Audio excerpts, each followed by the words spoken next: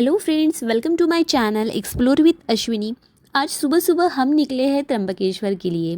त्र्यंबकेश्वर 12 ज्योतिर्लिंग में से एक है, जो नासिक ज़िले में त्र्यंबक गांव में है। वाकड़ से हम अराउंड 6:45 निकल चुके थे एंड यहाँ से डिस्टेंस अराउंड 227 किलोमीटर है त्र्यंबकेश्वर का। सो हमें 5-5.5 घंटे यहाँ से लगने वाले हैं and depends on traffic also. So route हमने वाया सिन्नर वाला लिया है एंड रोड्स बहुत ही अच्छे हैं। रोड पे आपको काफ़ी रेस्टोरेंट्स भी मिल जाएंगे, तो आप ब्रेकफास्ट के लिए रुक सकते हैं या ब्रेक ले सकते हैं। एंड रास्तों में ना बहुत ही सुंदर सा सीनिक व्यू आप एक्सपीरियंस करेंगे। ऊंची ऊंची पहाड़ों से बीच निकलने वाले रास्ते, बहुत ही खूबसूरत एक्सपीरियंस होगा आपका।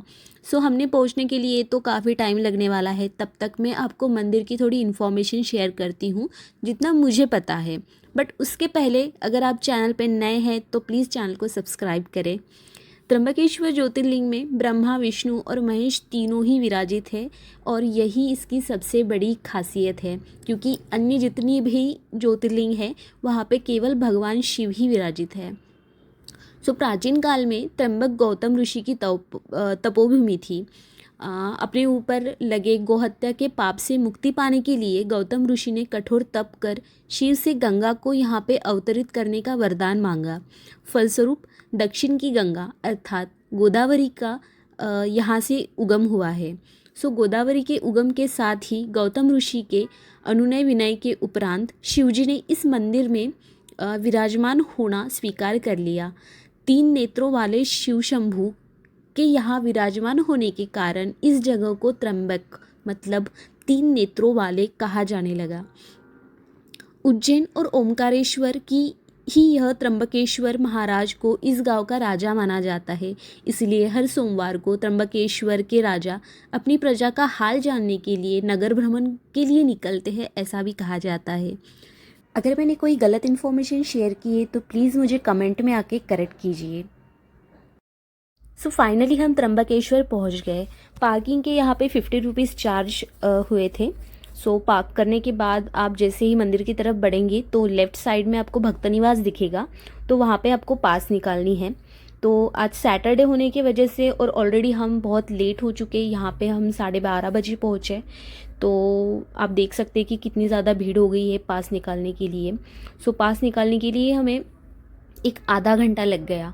तो पास की यहाँ पे चार्जेस 200 है। आप ऑनलाइन भी निकाल सकते हैं, बट बहुत लोगों की कुछ रिसिप्ट वगैरह जनरेट नहीं हो रही थी, कुछ इश्यूज आ रहे थे, तो आप फिज़िकली अगर निकालते हैं पास तो that will be better for you. And यहाँ पे आजू बाजू बहुत सारे शॉप्स है, रेस्टोरेंट्स है, या फिर स्टे करना है आपको तो आप यहाँ पे स्टे भी कर सकते हैं। तो ये सारी फैसिलिटीज़ मंदिर के एरिया में ही है। आप एक दिन पहले आते हैं और स्टे करते हैं यहाँ पे तो ये सबसे बेस्ट रहेगा कि सुबह सुबह आपके दर्शन हो जाएंगे। और आज सैटरडे संडे मतलब वीकेंड्स पे अगर आप पास भी लेते हैं तो आपको 1-2.5 से 3 घंटे तो लगने वाले हैं, और अगर जनरल लाइन से जाते हैं तो आपको 6 घंटे तो लगेंगे ही लगेंगे। सो यहाँ पे बहुत सारे शॉप्स लगे हुए थे, फल फूल, पूजा की सामग्री, खिलौने, होम डेकोर वगैरह सब बहुत सारी चीज़ें थी।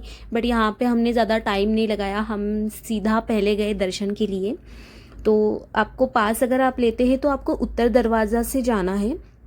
उत्तर दरवाजे के जस्ट थोड़े ही पहले एक गली आएगी, तो ये वो गली है। यहाँ पे आपको बोर्ड भी दिखेगा कि पास वाली लाइन है और यहाँ से आपको एंटर करना है। तो यहाँ पे हमने कुछ भी पूजा के लिए कुछ लिया नहीं है, क्योंकि अंदर पता नहीं था अलाउड भी है या नहीं है। और जैसे कि हमने सोचा वहाँ पे ना बाहर एक टोकरी रखी हुई थी, जस्ट उसमें ही सब कुछ डालना था, हम चढ़ा नहीं पा रहे थे, तो अच्छा ही हुआ हमने कुछ लिया नहीं।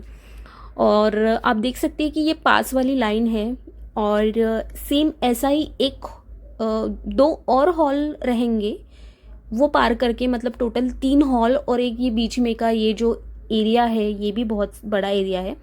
ये चारों हॉल क्रॉस करके फिर हम एक कॉमन लाइन बनती है, एक जनरल वाले और पास वाले लोगों की, ये यहाँ से फिर एक हो जाएंगे और यहाँ से हम एंटर करेंगे। यहाँ पे मंदिर का जो मेन एरिया है, गेट है, वो स्टार्ट हो जाएगा। मंदिर की वास्तुकला मराठा शिल्पकला का अच्छा उदाहरण है। पूरी संरचना मूर्तिकला के काम से सजी हुई है। वास्तुकला में देवी देवताओं, यशो मनुष्यों और जानवरों के साथ साथ पुष्प डिज़ाइन और चलती हुई स्क्रॉल की आकृतियाँ प्रमुखता से दिखाई देती है। यहाँ पे शिल्पकला मतलब बहुत ही ज़्यादा सुंदर है। यहाँ पे बिलीव नहीं होता है कि उस ज़माने में इतना सुंदर काम किया गया है। इस प्राचीन मंदिर का पुनर्निर्माण तीसरे पेशवा बालाजी अर्थात नाना साहेब पेशवा ने करवाया था। इस मंदिर का जीर्णोद्धार 1755 में शुरू हुआ था और 31 साल के लंबे समय बाद 1786 में जाके पूरा हुआ। कहा जाता है कि इस भव्य मंदिर के निर्माण में करीब 16 लाख रुपए खर्च किए गए थे और उस समय की ये बहुत बड़ी रकम है। मंदिर के चारों तरफ प्रवेश द्वार है और आप देख ही सकते हैं कि यहाँ पे देवी देवताओं की मूर्ति है और बहुत सारी डिज़ाइन है, फ्लावर्स है, तो कितनी बारीकाई से बनाई गई है। पूरा मंदिर देखने लायक है, बहुत ही ज़्यादा सुंदर है।